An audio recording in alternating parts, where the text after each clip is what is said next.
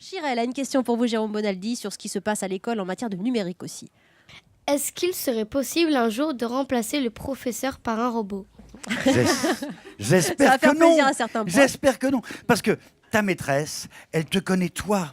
Et elle a vu que tu dormais un peu, ou bien que tu étais fatigué ce matin, ou bien que tu avais du mal à écrire. Et puis toi, que tu n'étais pas tout à fait, tu étais mal coiffé, tiens. Et puis toi, que tu n'étais pas... Non mais c'est vachement C'est pas vrai, important, Julien, les c'est pas rapports humains. Elle t'appelle par ton prénom. Elle a vu que tu étais en forme aujourd'hui, que toi, tu t'étais encore bagarré avec ton copain dans la cour de récré.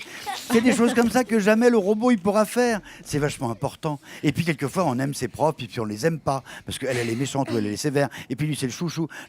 C'est bien que les profs, ils soient un peu iniques, enfin pardon, qu'ils aient leur tête. Qu'ils aient Et leur c'est tête. bien qu'on essaye de plaire aux profs et qu'elle voit que tu as fait des efforts et qu'elle voit que tu as des difficultés. Jamais un robot pourra faire ça. Bon, il y a Nathalie sur Europe1.fr qui nous demande à quoi vous rêviez, vous, Jérôme Bonaldi, pour l'école du futur. Est-ce que vous rêviez, je relais sa question, au stylo, par exemple, capable de recracher tous les cours, au livre qui retenait aussi les cours à notre place, par exemple, ou qui faisait des synthèses, des résumés. Vous Moi, aviez je rêvais de pouvoir apprendre les leçons la nuit. Ah oui. Ah, je rêvais de ça. J'avais même inventé un truc.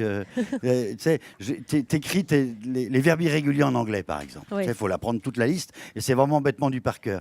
Et j'avais mis sur un magnétophone, ça venait de sortir, et je me mettais le casque, alors ça m'empêchait de dormir. Mais le matin, je ne savais pas plus qu'avant. Je rêvais un truc qu'on apprend la nuit. On apprenne la nuit. Tu vois, ça ingurgite dans le cerveau sans faire d'effort. Pendant ce temps, on aurait pu jouer à autre chose. C'est l'école du futur dont nous parle Jérôme Bonaldi. Ce sont les élèves de la classe de CM2 du groupe scolaire Rachi Paris 17e qui l'interrogent. Ils ont bien préparé parce qu'ils sont très consciencieux. Et on a Ethel qui a une question pour vous, Jérôme.